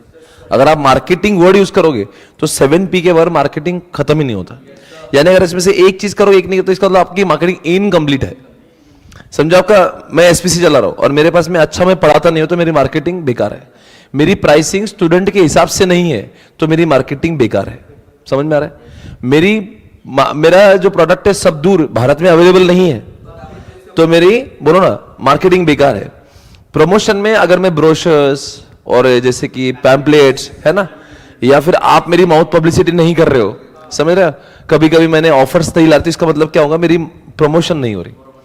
अगर मेरे एसपीसी में जब कोई कॉल सेंटर पे कॉल करता है और वो मेरा सीआरएम सॉल्व नहीं कर रहा, अरे बोलो भाई, पीपल, यानी कि मेरे फैकल्टीज आपसे अच्छे बर्ताव नहीं कर रहे, मेरे जो लोग हैं आपसे अच्छे बर्ताव नहीं कर रहे, तो मतलब ये पीपल है नहीं मेरे पास।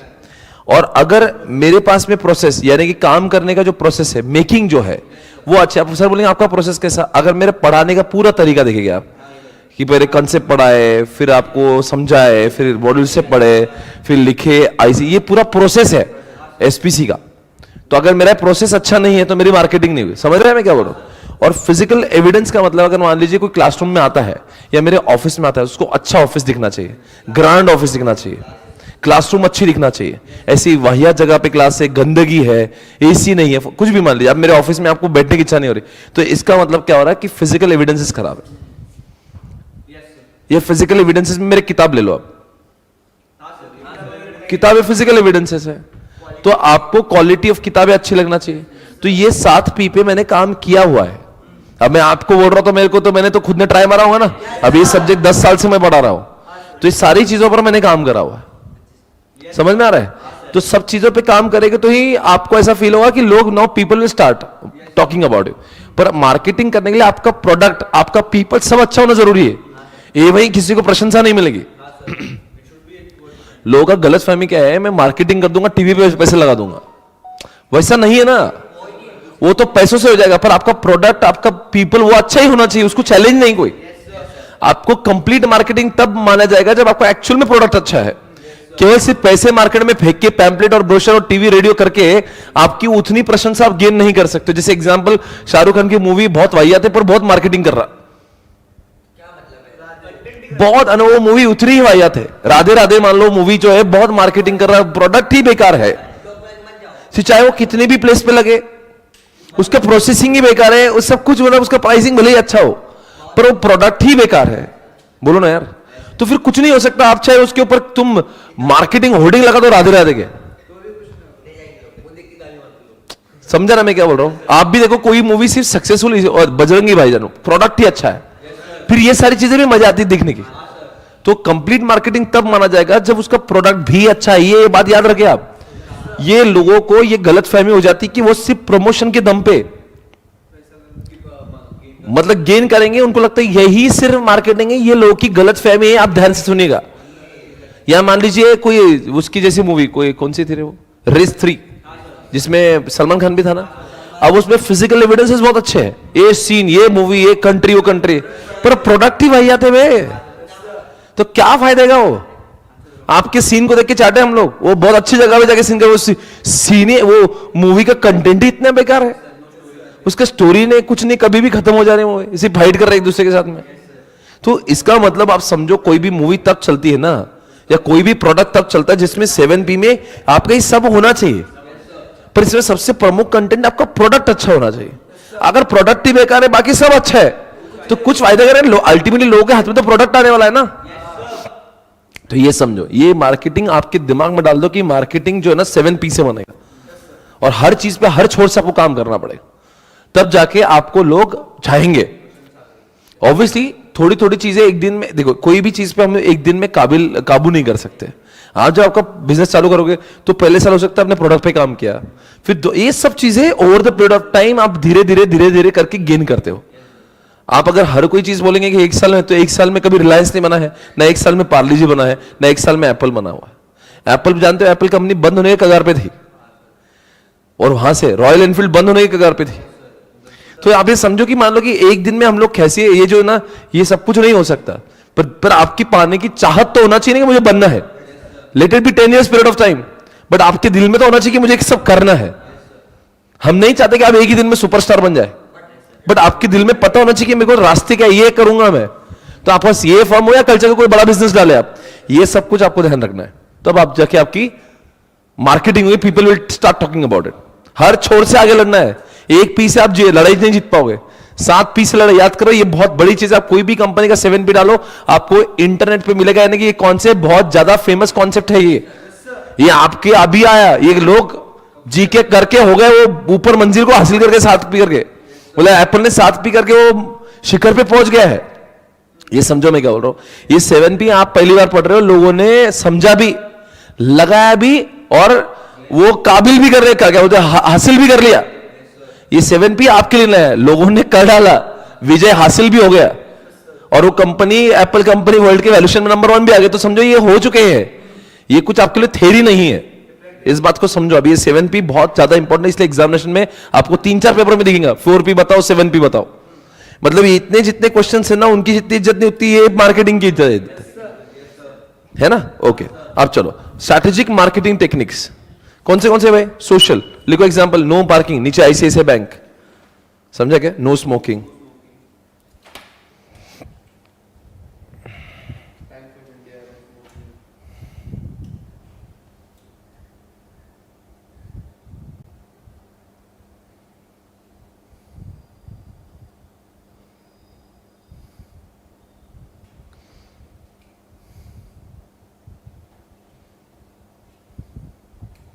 हो गया। ऑगमेंटेड समझता है क्या? आप उसको एडिशनल सर्विस दो पैसा लगा के। लिखो example, Tata sky recording feature. आपको सोशल समझा क्या? सोशल मतलब आप समाज के लिए कुछ भी काम करो, पर अपना नाम भी डाल दे रहे हो। आप क्या करो, सिटी में पूरे पेड़ लगा दो इधर उधर, पर नीचे पेड़ के नीचे मेरा नाम होना। वो आता ना डिवाइडर आते, देखो वो आपने देखो पुणे बॉम्बे हाईवे के बीच में डिवाइडर है, और डिवाइडर में पेड़ है ना, वहां पे देखना कभी भी कुछ लोगों ने अपना ब्रांडिंग है कि भाई ये पेड़ मैंने लगा पर मेरा मार्केटिंग कर। तो वैसा है ना, वो सोशल है कि समाज के लिए काम भी कर पर मेरा मार्केटिंग करो। ऑगमेंटेड समाज नहीं है, वो आपने लिखो टाटा स्काई रिकॉर्डिंग फीचर। वो रिकॉर्डिंग फीचर जानते हैं ना, मुझे बता। पर आप मतलब आप कैसे कर रहे हो, एडिशनल फीचर देके आप अपनी मार्केटिंग कर रहे हो, फोकट का नहीं, एडिशनल फीचर। अरे आपने वो था ना, देखो एक मूवी था, एक मूवी बोल रहा, एक मोबाइल था, देखो उसका कैमरा ऊपर आता था, वो वीवो में था क्या? हाँ ना, आता कौन सा है? ओप्पो में। तो वो क्या है, वो augmented marketing. You are giving additional feature, charging more, but you are attracting more customers. मतलब कुछ तो भी अलग देके, यार आता देखो आमिर खान, देखो उसकी ऐड करता था, उससे कैमरा ऊपर निकलता बाहर। Vivo F9, ओप्पो लिखो, ओप्पो था क्या? लिखो Oppo mobile camera.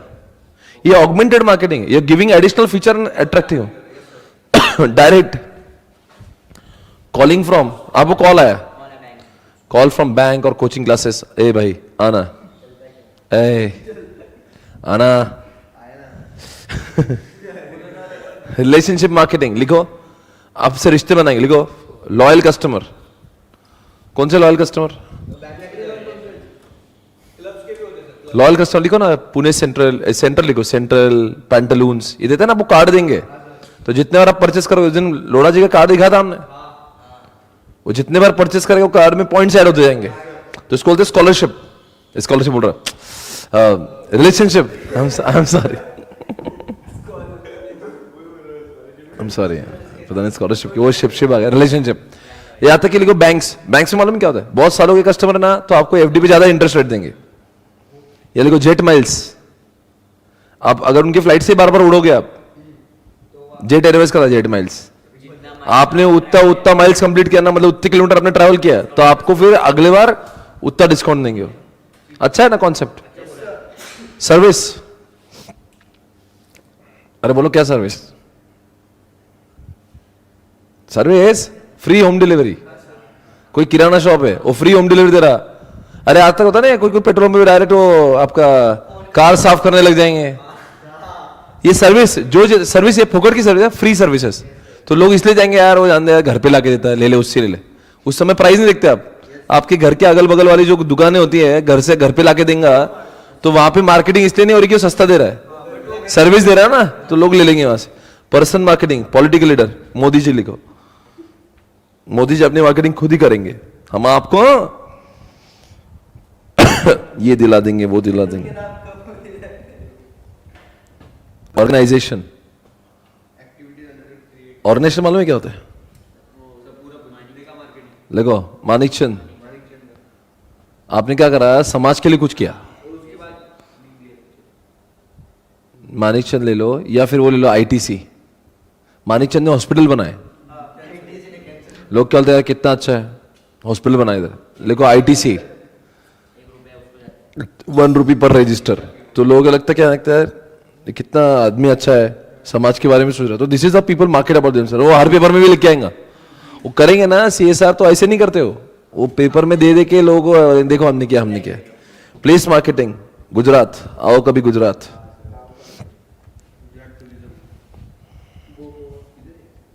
Place marketing रे गुजरात, यहाँ पे प्लेस क्या ऐड करते हैं आप, ये किसी पर्सन। एनलाइटन मालूम है, वो लिखो, वो अंकल का एडवर्टीजमेंट देखा था हमने हुंडई का,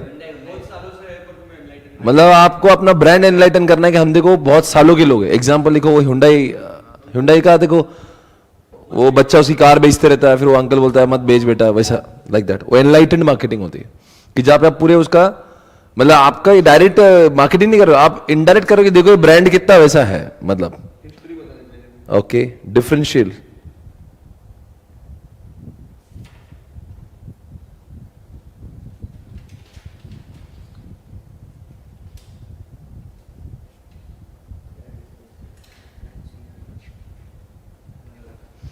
आप लिखो डिफरेंशियल मार्केट, क्या है डिफरेंशियल है? लिखो product portfolio of HUL comma Maruti, इतने सारे प्रोडक्ट बना दो आप, ये नहीं पसंद तो वो लेगा, वो नहीं पसंद तो ये, अपने इतनी वैरायटी ऑफ प्रोडक्ट है, यही मार्केटिंग है एक। हर आदमी के हिसाब से, उसके औकात के हिसाब से नया प्रोडक्ट, उसके टेस्ट के हिसाब से नया प्रोडक्ट।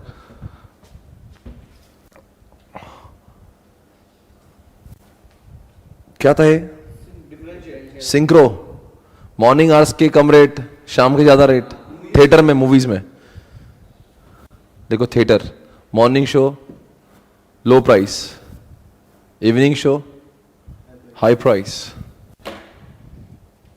गुट्टे टोटल बता कितने हो रही, लिस्ट दे जल्दी से,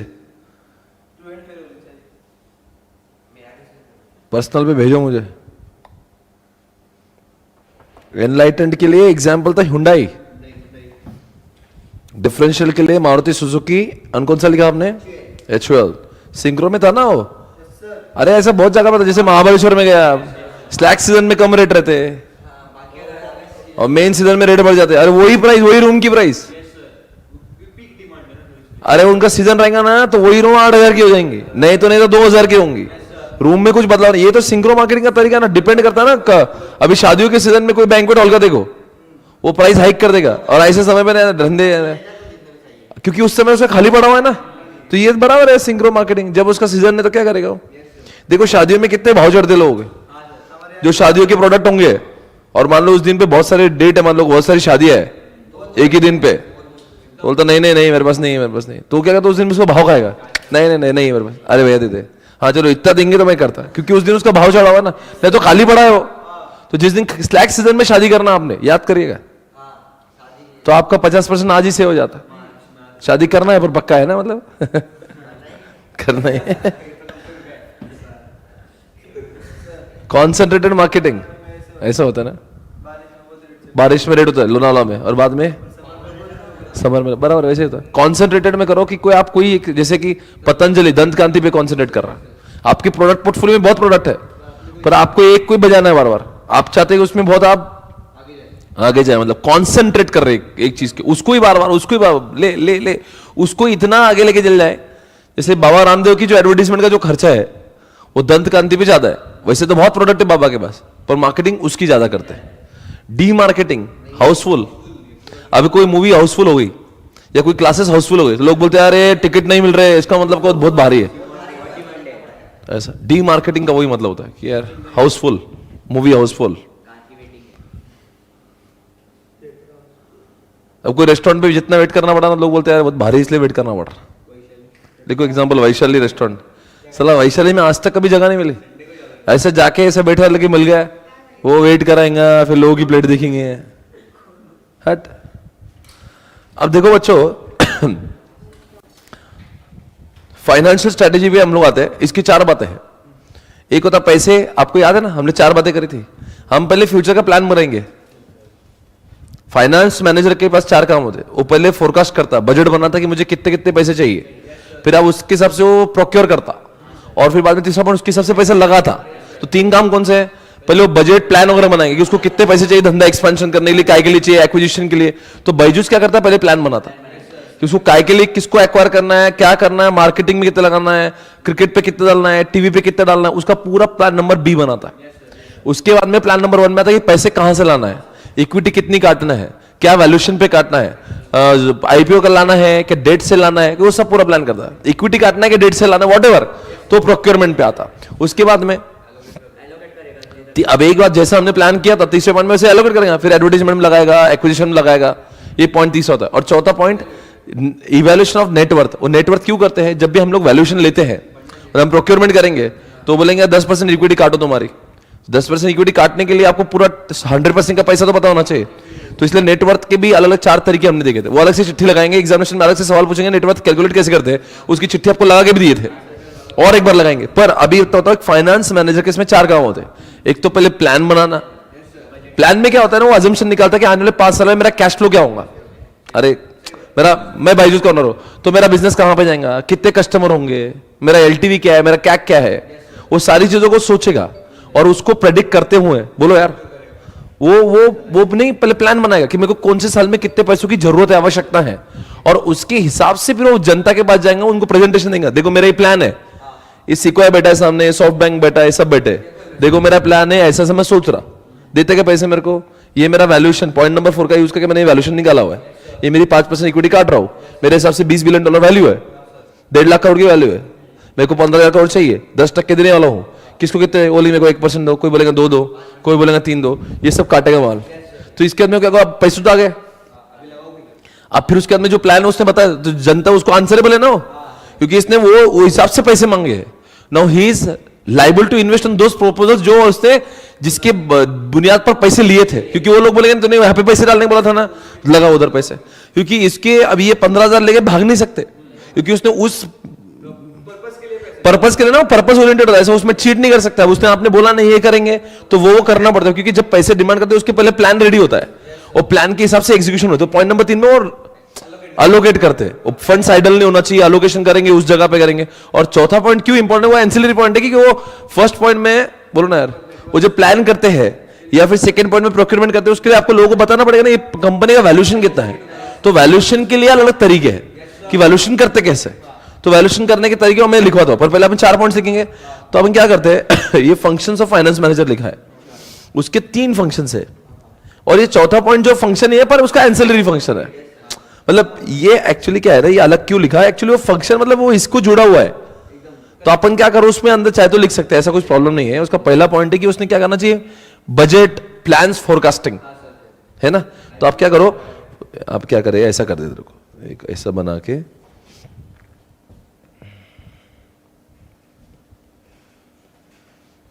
आई थिंक ये याद करने की जरूरत नहीं है आपको, ये मतलब कंसेप्चुअली समझा ना मैं क्या बोल रहा हूं। ये देखो ना आपके मन से आएगा, ऐसे आपको याद करने दे। आप क्या करो, जब तक प्लान है ना, बजट या फोरकास्ट है ना, क्या ये सब नहीं कर तो क्या होगा, तो लोगों को क्या बताओगे, पैसे का कुछ है तेरे पास, प्लान बता, नहीं तो लोग बोलेंगे बच्चा पैसे चाहिए ना तेरे को, कितने चाहिए और काय के लिए चाहिए, तू क्या करने वाला है, तेरे दिमाग में क्या चल रहा है। प्लान बजट तो क्या कहते हैं, प्रोक्योरमेंट, पूरा प्रोक्योरमेंट, बराबर है, ये प्रोक्योरमेंट हुआ। फिर अब जैसे प्रोक्योरमेंट हुआ तो ये पैसे जो है ना आप उसको एलोकेशन करोगे, बराबर क्या। पर ये सब काम करने के लिए आपको नेटवर्थ कैलकुलेशन करना जरूरी है। तो ये नेटवर्थ के बगैर आप लोगों से पैसा कैसे मांगो, यहां पे बोलेंगे मुझे 10% इक्विटी काटना है, पर काय पे तेरा वैल्यूएशन तो बता। तो ये नेटवर्थ के 3 बच्चे होते हैं, 1 2 3। वो क्या बोलता है, आपका जितना भी एनुअल प्रॉफिट है उसको प्रॉफिट को 5 से मल्टीप्लाई कर लो, बराबर। ये बहुत सिंपल तरीका।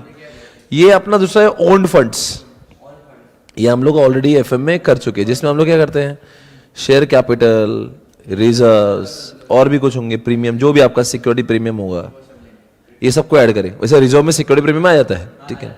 उसके बाद में तीसरा तरीका है, इसमें भी और 3 तरीके।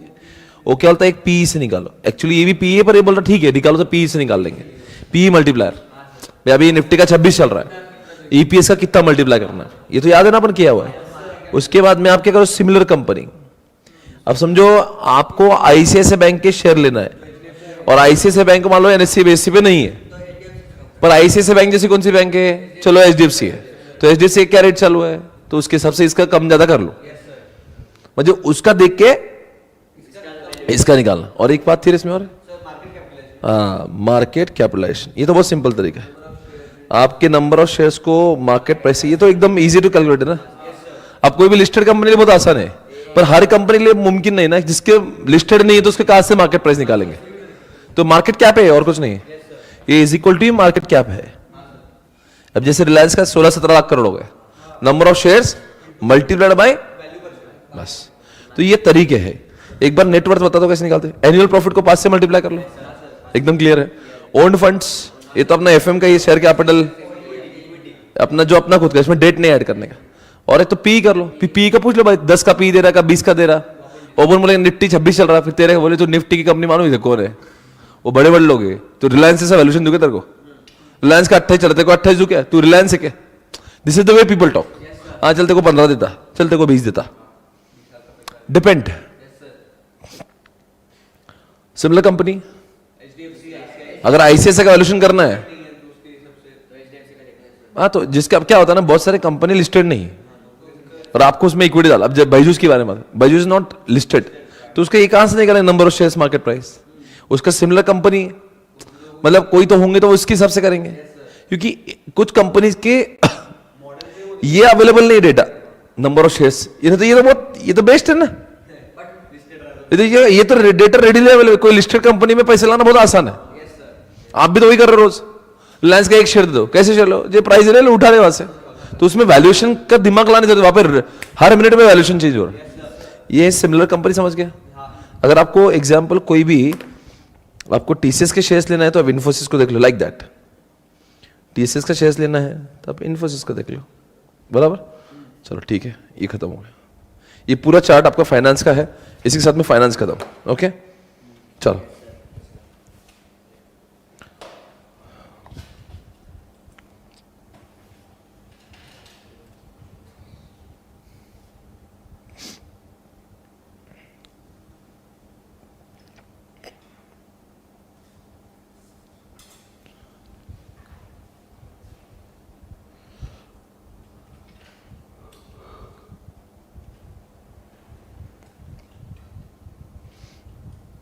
इसमें कोई शिवी सिक्का है, उसके 300 रुपए दे रहा हूं मैं, आज का पहला प्राइज शिवी सिक्का के लिए। शिवी सिक्का मिलने के बाद में सिर्फ ग्रुप पे डाल देना। चलो सारी उधारी खत्म करना है।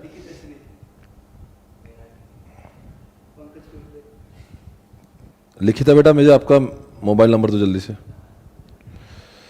चलो खत्म कर, सारी उधारी खत्म होना चाहिए अभी के अभी पूरी, और रह जाएंगे मेरे पास। शिवी सिक्का सुशील सिक्का के नाम से डेटा है। ये 300 रुपीज आपका दे दिया। शिवी के लिए तालियां बजा दो। क्या बात है। शिवी सिक्का आपके पैसे देख लो एक बार, आगे तो ग्रुप पे बताया ना, ठीक है ना। Thank you so much. चलो डन, एक पैसा खत्म। ये बात भी क्लियर। और किसका है तो बता दो।